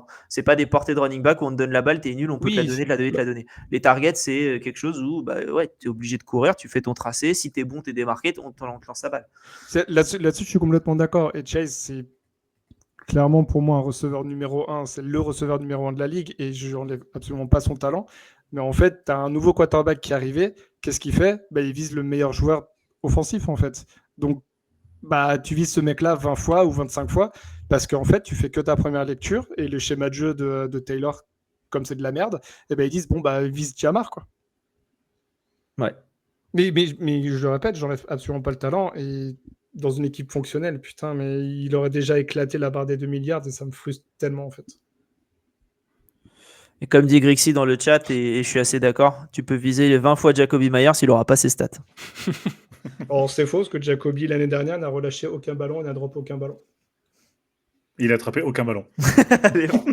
C'est comme Tristan Wirfs, aucun sac.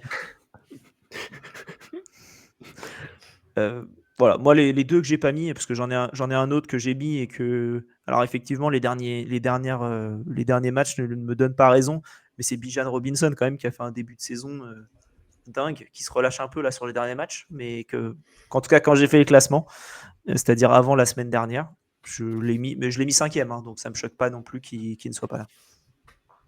Non mais après on fait un débat, je pense que c'est la catégorie où avec la prod, le numéro 1 était assez clair, quoi. Ouais, clairement. James Cook était dans tous les classements. Je parlais effectivement d'un running back. Je suis pas sûr de ça, je dirais PA. Voilà. Est-ce qu'on veut parler de quelqu'un d'autre? Ouais, juste un mot, je l'ai vu dans le chat, mais du coup, pour ceux qui vont re-regarder ça et qui ne lisent pas forcément le chat, il faut dire un mot sur JSN, Smith & Jigba, qui... C'est quoi son prénom? Jackson. Merci, ok. Il est mâchoire paralysé un peu quand même. Hein. Ouais, il avait du mal à sortir, du coup, je me suis dit, je vais dire que le nom de famille. T'as tout donné pour Jackson Dart. Parce que... c'est mal ouais. Non, mais on parle quand même d'un gars qui a Sam Darnold dans le quarterback, donc pareil, ok, c'est un...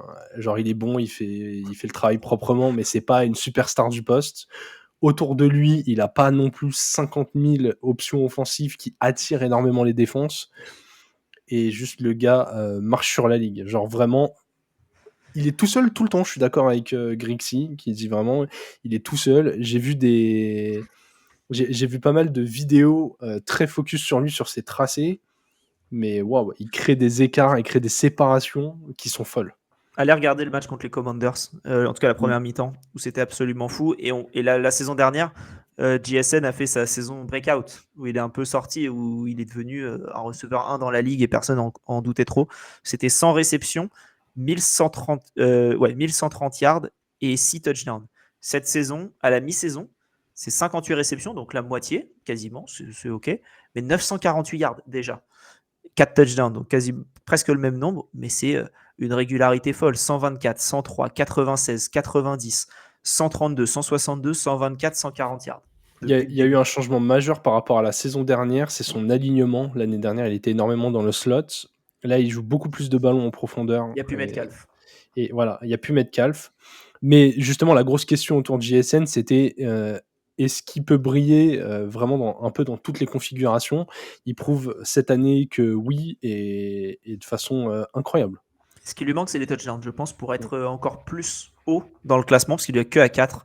Mais enfin, c'est assez fou comment ça fonctionne. Le changement de cordeau offensif lui aura été quand même extrêmement bénéfique pour lui. Ouais, clairement. Plus de changement de quarterback, comme on dit dans le chat. Il n'y a plus de Geno Smith, il n'y a plus Tyler Lockett, il n'y a plus DK Metcalf. Ça fait beaucoup d'armes qui changent. Il y a toute l'attaque qui a changé complètement. Enfin, tout a changé complètement. Donc, Et c'est là où moi, j'avais pas mis McDonald en tant que coach de l'année, mais je reconnais le travail qu'il a fait en 2 ans, enfin 1 an et demi. C'est phénoménal parce qu'il les a quand même posés sur la table en disant ok, toi tu dégages, toi tu dégages, toi tu dégages. Moi je vais mettre mes mecs en place.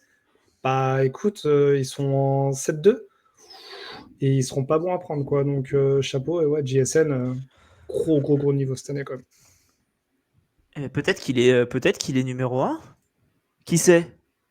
Et le numéro 1, c'est évidemment Jonathan Taylor, qui a été premier dans 1, 2, 3, 4, 5, 6 classements sur 7 du front office. Il y en a un seul qui ne l'a pas mis, c'est PA. Parce que PA, il a voulu faire le malin et il l'a mis haut ailleurs. Voilà. Ah ouais, d'accord. Voilà. Mais on sait que dans la réalité, ça sera Taylor et voilà. Tu l'aurais mis en 1 si tu... Oui. Ouais, donc tout le monde si tu l'a l'avais mis pas en mis 1. MVP.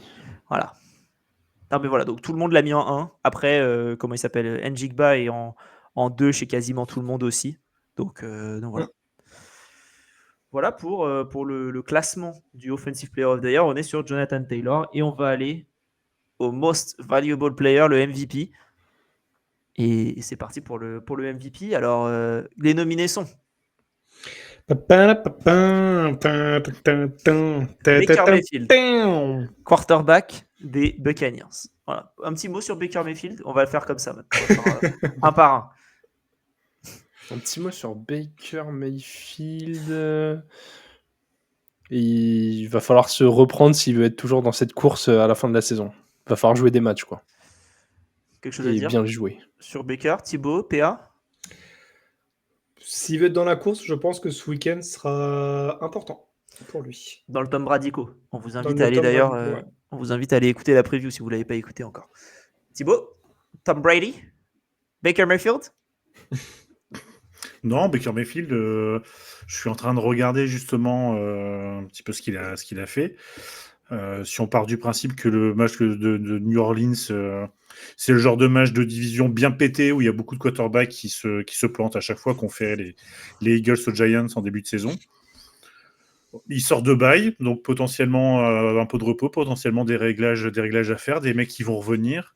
Il a quand même fait une bonne partie de sa saison sans Mike Evans et il fera sans Mike Evans.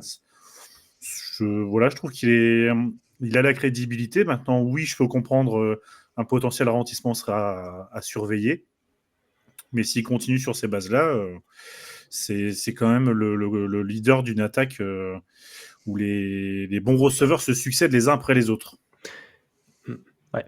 Je vais réagir à un message du chat. Nicholson qui met si vous mettez Patoche, je quitte. Sache Nicholson que si on met Patoche, je quitte aussi. GG, stop, on fait dans l'ordre. Il y a un créneau, il y a un ordre. On arrête. Il y a un... Je me positionne, c'est tout, j'annonce. Non, on avance. C'est un ordre alphabétique. Patrick Mahomes, il arrive, c'est à la fin. Parce que c'est P. Ah bah oui. Voilà. Bon, voilà. Et oui, les émissions du front office sont également des éducations éducatives où vous apprenez l'alphabet.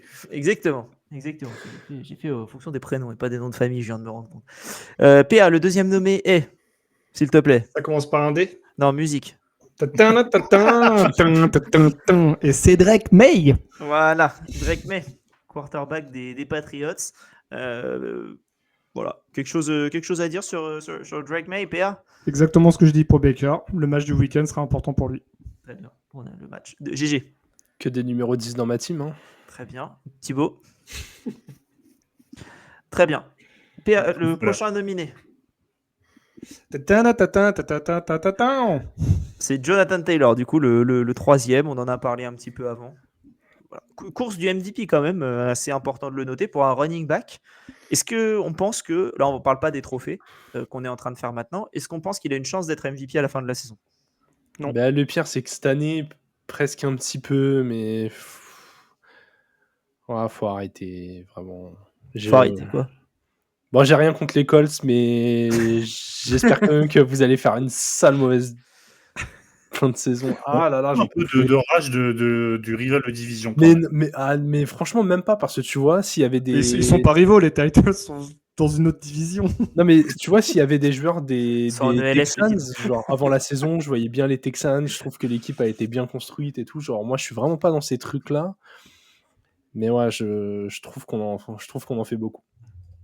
Il y a Alex dans le chat qui dit un RB en MVP point d'interrogation et Grixi qui répond en disant pourquoi pas, si MC on y a tous cru un peu. Oui, mais on y a juste tous cru. Et Ouais. pourtant il avait fait une grosse saison. Donc c'est peut-être le contre-argument du running back en MVP. Prochain nommé. C'est un peu le cri Vas-y, du pardon. cœur pour Jonathan Taylor. Mais on sait bien qu'il l'aura pas parce que ça sera un quarterback. C'est vrai. Oui. C'est très probable. Prochain joueur.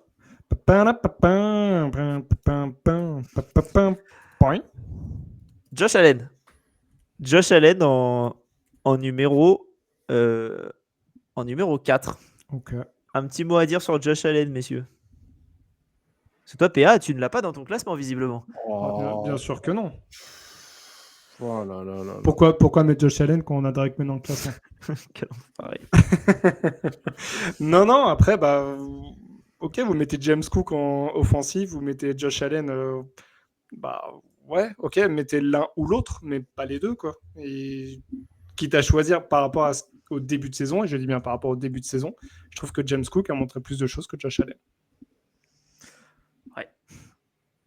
Moi, je trouve qu'il fait quand même il fait une bonne saison. Est-ce que je l'avais dans mon classement? Ah bah oui.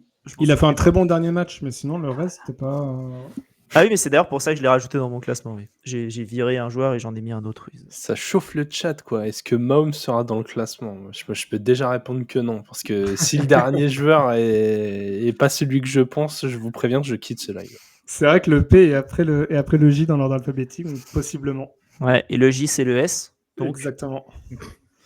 Important. Hein. Et le dernier, PA. Si tu veux, je te fais un vocodeur comme Jules. Non, merci. Et le dernier, du coup, c'est Matthew Stafford. Voilà, Matthew Stafford. GG, on fait un coucou à Cédric, du coup, qui n'a pas son Patrick Mahomes. Voilà, on se comprendra, nous. Il y a des gens qui regardent les matchs, d'autres non. Voilà. Ou des gens qui ne regardent que les matchs des Chiefs. C'est vrai. Mais en tout cas, du coup, c'est Patrick. C'est Patrick. Ben non, c'est pas Patrick. On l'a pas attendu. C'est Matthew Stafford. C'est Patrick Stafford. C'est Patrick Stafford. Matthew Stafford, du coup, en 5e. Un petit mot sur Stafford avant de débattre sur le reste, surtout. Ouais, je vais commencer parce que moi, je l'ai vu jouer à Londres. Impressionnant. C'est de facilité. Tu as l'impression qu'il a 15 ans pour lancer, alors qu'en vrai, il n'a pas 15 ans pour lancer, juste il va trop vite dans ses lectures. Et Thibaut, je pense que toi, à Londres, tu as vu aussi des bons QB. J'en ai vu un. J'ai vu un touchdown d'ailleurs, c'est tout ce que j'ai vu. J'ai vu beaucoup de Wildcats, c'était bien. T'as de la chance quand même. J'aurais pu être Bryce Hall en MVP quarterback, du coup, parce qu'il est meilleur quarterback que Fields. Ouais. Bon, en tout cas, voilà, du coup, Matthew Stafford. Est-ce qu'il y a des joueurs qui sont choquants par leur absence selon vous? Toi, GG, t'en as un. T'as ton deuxième qui n'est pas dans le classement, par exemple. Ouais. Non, Justin Herbert qui devrait être là. Moi, je l'avais en 3. Bah oui. Non, mais au bout d'un moment, le gars, il a perdu la moitié de sa O-line. Ouais. Il distribue le ballon à tout le monde. Cette année, il fait preuve d'un vrai leadership. Est-ce que ça va se traduire en playoff? On verra. Mais on parle de valuable. Si cette année, Herbert, il n'est pas valuable, vraiment, je comprends pas. Il y a quelques imposteurs. Il fait un petit peu plus d'interceptions que l'année dernière, mais je trouve que sur le niveau global de ce qu'il propose sur le terrain, c'est bien supérieur à ses premières années. C'est très très fort cette année, comme je trouve. Et Et je suis lui, pour le coup, il n'a pas beaucoup de temps pour lancer, hein, clairement. Et je suis d'accord avec Alexandre qui dit dans le chat, Prescott aurait pu y être s'il avait une défense IMO. C'est clair que si les Cowboys avaient été en 5-3, Prescott il serait au moins dans nos têtes, puisque même sans CeeDee Lamb, il faisait très très sans CeeDee Lamb et sans une partie de sa O-line, il contribuait très fort à faire avancer son équipe. Malheureusement, le bilan est un peu compliqué, quoi. Ouais, les 2 derniers matchs, il est quand même fortement ralenti. Ouais. Moi, le Et jeu. Herbert, il aura Ouais, pardon. encore moins de temps pour lancer puisqu'il récupère Trevor Penning. C'est encore pire. Moi, le joueur qui est dans mon classement et qui n'est pas dans le top 5, c'est Sam Darnold pour moi. Je l'ai mis aussi. Ouais. Je sais que Thibaut l'a aussi. C'est la commu qui nous a flingué sur Sam Darnold, puisqu'il n'y a qu'une seule personne qui l'a mis dans son classement. Donc, Merci, on a une commu de gens un peu éveillés. ouais. GG, par contre, toi, les matchs de la nuit de Sam Darnold, non. Les matchs de la côte ouest, ils regardent pas. Ah ouais. Le red zone de 22-30, trop tard, les gars. Non, en fait, vu que je fais preuve un peu d'une certaine honnêteté intellectuelle, je sors et Darnold et Daniel Jones, qui pour moi sont dans le même type de beau confort, d'équipes qui tournent quand même bien cette saison, qui sont bien coachées, ils font bien le travail, attention, hein. Mais est-ce que vraiment ce sont les pièces dont on se dit c'est valuable? Enfin, je comprends pas comment on peut mettre Darnold devant Herbert, par exemple, cette saison. Pour moi, c'est vraiment inconcevable. Sinon, c'est vrai qu'on n'a pas, et c'est possible, tous la même définition de valuable. Moi, il est juste devant, perso. Mais les deux, j'en ai un qui est 3e, l'autre qui est 4e. Tu vois, donc c'est juste ça. Et après, oui, effectivement, j'ai été un peu biaisé par le dernier match. Moi, sur Darnold. Mais Non, bon. mais sur le dernier match, mais il fait quand même une vraie belle saison. Ah, mais il est top. Ouais. Et tu vois, GG, tu parlais du MVP. L'année dernière, j'ai pas le sentiment que Geno Smith, il fait la même saison avec une O-line qui est relativement similaire. Ils ont rajouté Grezable à la draft. Moins de receveurs. Je suis pas sûr qu'ils aient rajouté d'autres O-line titulaires via la free agency ou la draft. J'ai un doute, mais c'est uniquement Grezable. Et pourtant, tu as l'impression qu'il a à faire step up cette attaque. Alors, il y a aussi l'arrivée de l'offensive coordinateur et je pense sincèrement que c'est un tout. Tu disais, Alex, moins de receveurs, en tout cas moins connus, parce qu'il y avait DK Metcalf. Franchement, on avait quand même des sacrés tout au moment de sa signature. On s'est tous dit, ils sont en train de se planter ici. Qu'est-ce qu'ils font tous, non. Toi, enfin, moi, perso, allez écouter les épisodes d'intersaison. Pour moi, Geno Smith, c'était pas dingue. Hein. Pour moi, il n'y avait pas une perte énorme de passer de l'un à l'autre. Hein. Enfin, franchement, Geno Smith... Ouais. Je trouvais qu'il avait fait des belles années aux Seahawks et que du coup, je comprenais pas trop le choix justement de mettre un relativement gros salaire pour Darnold qui venait de sortir d'une seule bonne saison de toute sa carrière. Et je reconnais, je me suis trompé. Et pour moi, ouais, c'est un tout et c'est effectivement peut-être difficile de ressortir. C'est plus simple de ressortir un mec comme JSN qu'un mec comme Darnold parce que tu as l'impression que ouais, Darnold, il est plus dans le bon système au bon moment et bien entouré. Mais ouais, ce qu'il fait, il fait quand même assez peu d'erreurs. La seule grosse erreur, c'était contre les Buccaneers. On peut lui mettre ça un petit peu sur le dos. Mais le reste, c'est quand même très très costaud ce qu'il propose, je trouve. Ouais, mais après, attention, je pense aussi que genre Darnold fait une très très bonne saison. Mais encore une fois, même raisonnement que Daniel Jones et pour Sam Darnold, je m'appuie sur la saison dernière. La saison dernière, Darnold avec les Vikings, il est très bon. Une fois arrivé en playoff, on voit les limites. Et je pense que ce sera la même chose cette année et avec lui et avec Daniel Jones. Au bout d'un moment, les meilleurs, les plus valuables, les gars qui sont capables de monter le niveau quand ça devient dur, malheureusement, je pense que ni Jones ni Darnold n'en font partie. Après, les gars, on est à mi-saison. Hein. Oui. On n'est pas en train d'essayer de se projeter et de dire qu'il le sera en fin de saison. Oui, bien sûr. À l'heure actuelle, les performances de Darnold sont quand même très intéressantes.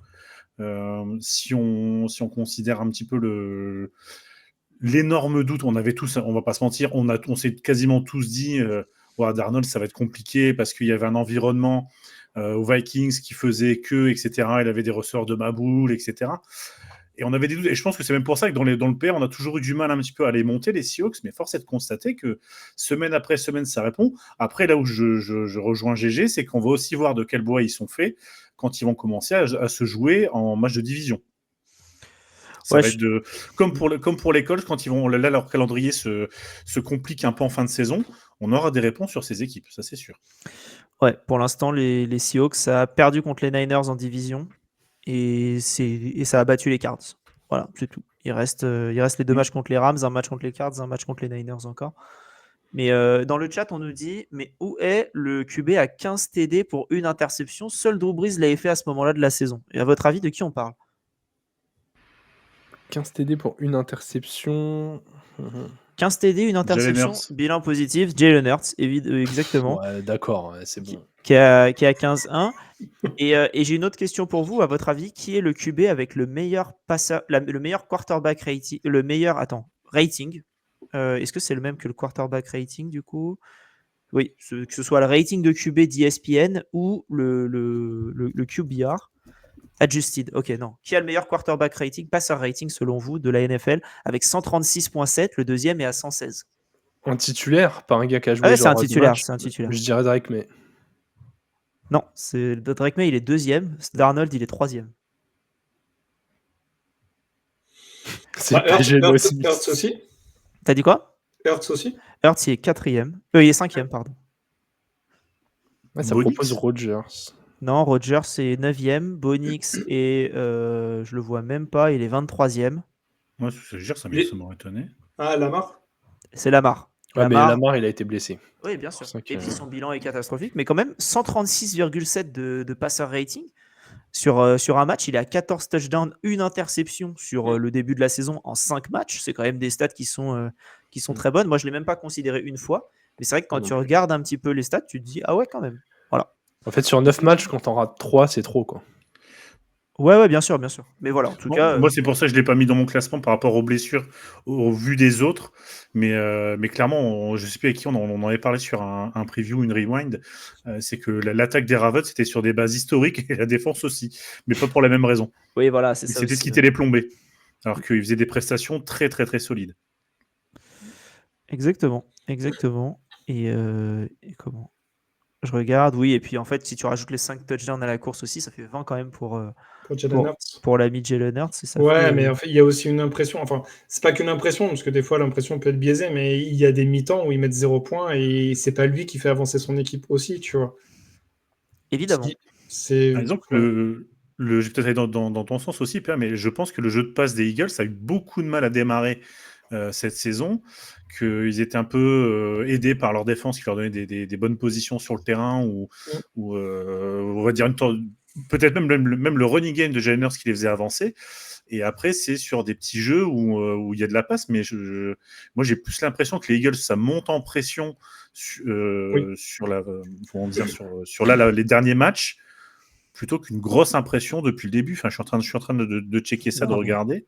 Là, et puis en plus, on parlait de tout à l'heure, PA, de l'ami McDonald qui a eu un nouveau offensive coordinateur et où l'équipe a été améliorée. Du côté des Eagles, ils ont perdu leur head coach et ils ont perdu leur defensive coach. Non, c'est toujours Vic Fangio. Leur head coach, leur offensive coach, c'est Kellen Moore qui est parti aux Saints. Bon, bah c'est compliqué en attaque, quoi, de leur côté. Ouais, et puis même au-delà de ça, il y a eu quand même des matchs où Hurts, ses lancers profonds étaient très très mal ajustés. Quand je dis très mal, c'était. Ouais, mais justement, quand il le faisait, il le loupait de 5-6 yards, quoi. Et j'enlève la partie impression visuelle, mais franchement, et c'était sur un receveur qui était ultra ouvert. Donc il y a aussi ce biais-là de se dire, wow, attends, c'est clairement pas lui qui fait gagner pour l'instant, alors, hormis par son jeu de course, oui. Mais sur le jeu de passe profond, c'était pas lui qui faisait gagner les Eagles. C'est ce qui rendait parfois même un petit peu difficile les matchs. Donc, ok, les stats. Mais... Et encore, sur les stats, je suis en train de regarder. Encore une fois, je pense que ça va appuyer ton propos, PA. 15-1. Et ben, si on enlève déjà les 2 derniers matchs, on enlève 7 touchdowns. Juste sur les 2 derniers matchs. Après, sur le début de saison, c'est 152 yards, 101 yards, 226, 130. Et après, ça redémarre à 280, 283, 326. Il joue dans un fauteuil, le gars. Et 179 contre les Giants. Donc, après, pour les interceptions, oui, si on part du principe qu'il joue très court et il prend relativement peu de risques sur les dips. Ouais, mais c'est pas effectivement, c'est pas la définition que je me fais d'un MVP. Même si j'aime beaucoup les Eagles, c'est pas le sujet. Mais je le vois pas en MVP. Ouais, je pense qu'il y a d'autres joueurs qui sont plus importants que lui. Et c'est un très bon exécutant. C'était pour répondre à Fleck dans le chat, en tout cas, qui nous disait n'oublions pas ce QB. Si on revient à nos moutons, est-ce qu'il y a quelqu'un d'autre, GG, qui te manque? Non, mais j'allais dire, j'ai besoin que Doug précise quand il fait une blague ou pas. Parce que du coup, il fait souvent des blagues dans le chat et là, il vient de mettre et pourquoi pas Jordan Love et du coup, je sais pas s'il est premier degré ou pas. Avec PA, on est d'accord sur le fait qu'on espère qu'il est second. Franchement, je dirais même deuxième parce que ça peut être troisième degré, quatrième degré. Et là, il peut monter la température. Là. Ouais. Et bon, à votre avis, du coup, qui est le MVP, sachant que il y a beaucoup de gens il y a eu beaucoup de suggestions de la part du chat sur Discord notamment. Il y a même pas de débat. C'était le trophée le plus facile à donner pour moi de la soirée. En tout cas, je vais juste te dire un truc. Dans le front office, on a 1, 2, 3. On a 3 numéros 1 différents. Oui, mais Alex, ça se saurait si au front office on était toujours pertinent. Malheureusement, ce n'est pas le cas. Je ne dirai rien de plus. Du coup, GG, tu penses à? Ouais, c'est Matthew Stafford. Thibaut, tu penses à? Stafford. Ok, très bien. Et PA? Moi, j'avais mis Taylor. Mais tu sais que ça va être Stafford quand même. Je sais que ça ne sera pas en back parce que si ça avait dû être en back, ça aurait été CMC il y a 2 ans. Et tu mettrais qui en. T'as mis qui juste derrière Taylor? Il a mis Drake May, mais bien sûr. Je peux répondre pour lui. Il est premier. Ça a apporté ses fruits, puisque c'est Matthew Stafford. J'adore. Je quitte ce live. Allez, c'est bon pour moi. Ciao, PA. En vrai, je l'ai en 3, Drake May. Non, mais moi, je l'ai en. Drake May, je l'ai en 2. En 3, ouais. Pour moi, c'est énorme ce qu'il fait, mais Stafford, mais le gars est sur une autre galaxie, franchement. Et Stafford, c'est un diesel. Ça a été un diesel cette saison. Il est monté tout doucement. Et comment dire, c'est la grenouille dans un bol d'eau, tu sais. Et à la fin, elle s'est bouillante et tu t'en rends pas compte. Tu la mets dans de l'eau, tu réchauffes l'eau, à la fin, elle est morte. Et pour moi, c'est pareil avec Stafford. Si tu regardes le début de saison et tu regardes maintenant, juste les 2 points, tu te dis ah oui, non, mais le mec, il est dans un autre univers. Tu peux encore faire un clip, Grieg, si tu peux encore. On pourra toujours, oui. Si vous allez sur YouTube, vous pouvez revenir un peu en arrière et tout. Même sur Twitch, il y a une fonction clip, n'hésitez pas. Et comment dire l'ami Stafford, là, c'est quand même assez monstrueux, mais ça a été très graduel. Voilà. Putain, et même Pavelou dans le chat, il s'est fait un ascenseur émotionnel. C'est fou. Mais pour Stafford, et en vrai, je l'avais pas mis dans mon top 5 initial. Donc je t'avais renvoyé mon classement, Alex. Et j'avais oublié aussi quand. Non, mais je sais pas. Ouais, je sais pas, je l'avais un peu zappé. Et j'avais oublié aussi qu'en début de saison, on était incertain que ce mec-là joue parce qu'il avait des problèmes de dos. Et on était tous à dire putain, mais en fait, la saison des Rams, elle est hyper mal partie parce que quand ça se trouve, il va pas jouer de la saison, quoi. On pensait que ça allait être Garoppolo. Oui. Road to Super Bowl. Et en fait, il sort une saison, c'est franchement hallucinant. Elle me fait beaucoup penser à la saison de Brady quand il remporte la bague avec les Bucks. Et tu sentais que la saison d'après était un petit peu plus compliquée. J'espère que pour Stafford, il arrivera à garder un niveau assez similaire à celui-là et qu'il n'y ait pas vraiment une chute de niveau sur les prochaines années. Mais c'est franchement très, très fort. Je me permets de répondre à Doug dans le chat qui dit c'est Baker, il n'y a pas de question. Baker a été premier chez Doug, Alexandre et Thibaut.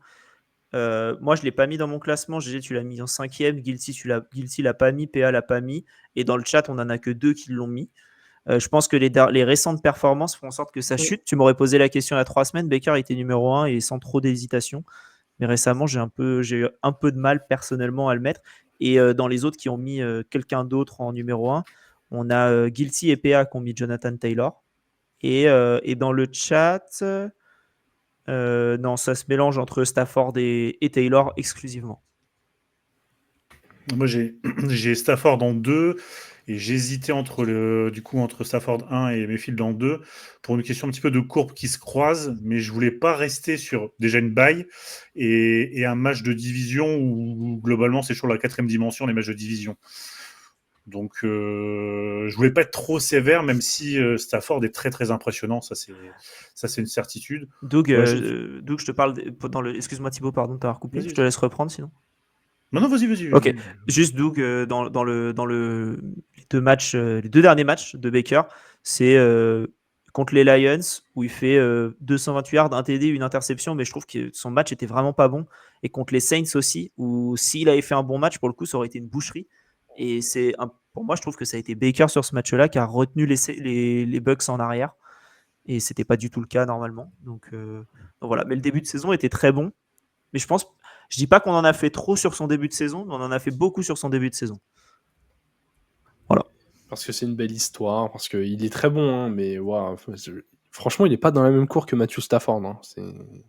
Non, pas pour moi, pas cette année. Enfin, ça se discute. Quoi, mais... sur le début de saison, il fait gagner les Buccaneers toujours sur le dernier drive. Et tu vois, c'est les fameux, comme en football universitaire, pour le trophée du meilleur joueur, c'est le trophée Iceman. Et on dit il faut un Iceman highlight, vraiment un moment marquant. Et en fait, lui, il en a fait sur chaque match, sur les 4-5 premières semaines. Je pense que ça nous a un petit peu marqué, mais effectivement, depuis, c'est un petit peu plus compliqué. Mais ça n'empêche pas que les Bucks, hormis contre les Lions, mais ça n'empêche pas les Bucks de gagner, tu vois.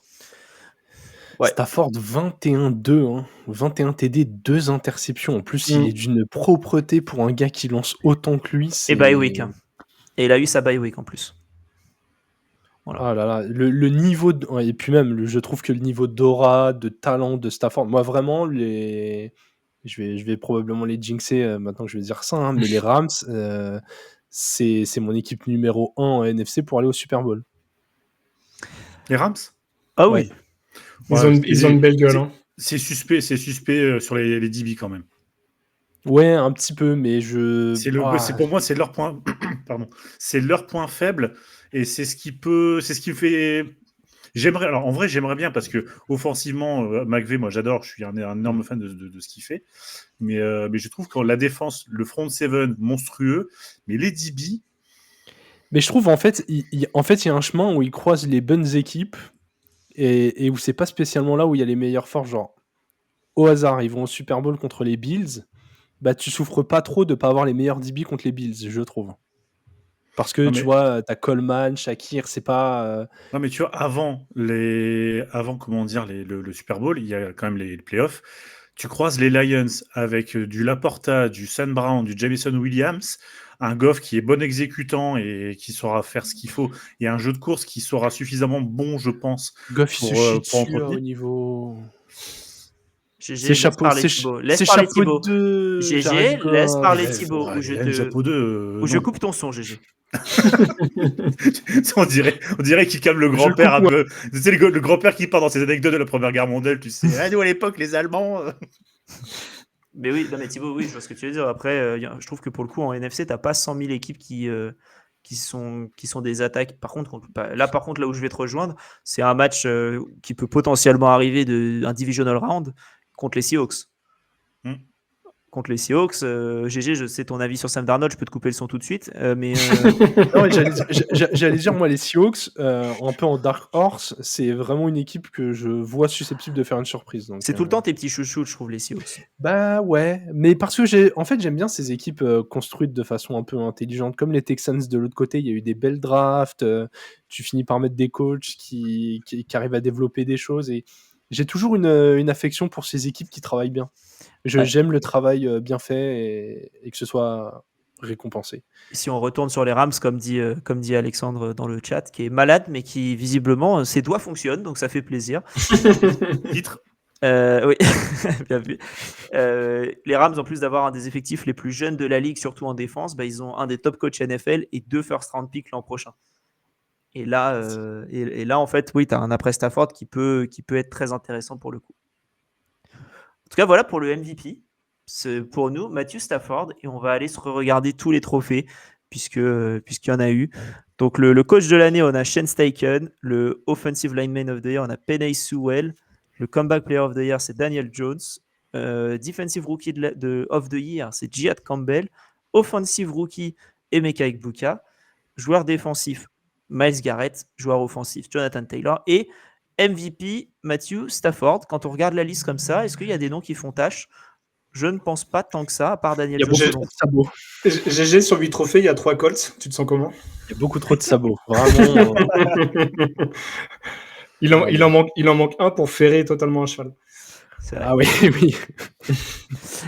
Quoique, c'est assez pour faire Claude Makelele, mais.